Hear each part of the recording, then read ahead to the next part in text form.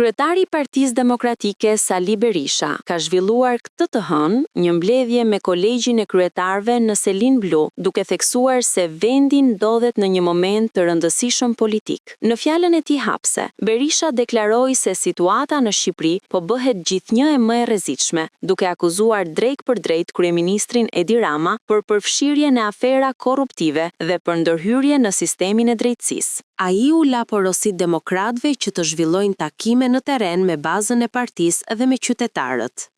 Një fjalë thot, ujë flen, hasmi nuk flen. Ne duhet të themi ujë flen, opozita nuk flen.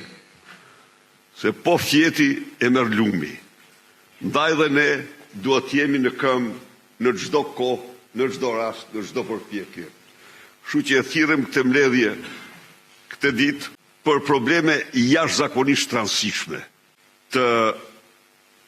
të partisë dhe të vendit. Sot udhkryqi në të cilin e ka vendosur regjimi Shqipërinë po bëhet gjithnjë e më i rrezikshëm.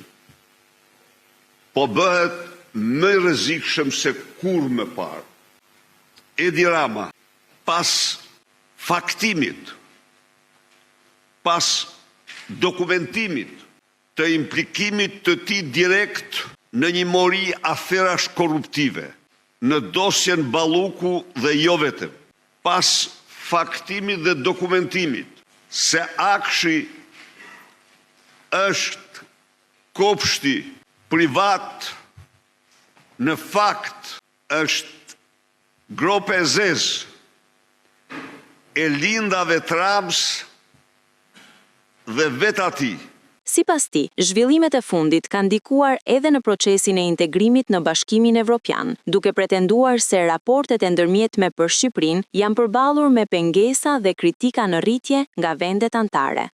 Me këtë sfidë të hapur, që ai u bëri qytetarëve shqiptar, duke u provuar se vjedhjet e tij nuk mund të dënohen, nuk mund të gjykohen, ai krijoi apo solli, si më thanë, një bllokim të një raporti në Komisionin Evropian, që është raporti i barë, raporti i standardeve, por është një raport i ndërmjem, nuk është një raport përfundimtar, një raport i ndërmjem.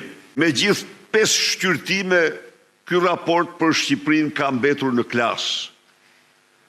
Me gjithë telefonatat e tij, mund të them që po t'i mbledhni janë 10 orë me zyrtarë europian dhe zyrtarë të institucioneve ndërkombëtare, ai nuk ka arritur përkundrazi numri i vendeve të cilat kanë kundërshtuar votimin e këtij raporti ka ardhur në rritje dhe jo vetëm kaq, por dhe numri i çështjeve që vendet kanë ngritur për Shqipërinë ka ardhur gjithnjë në rritje.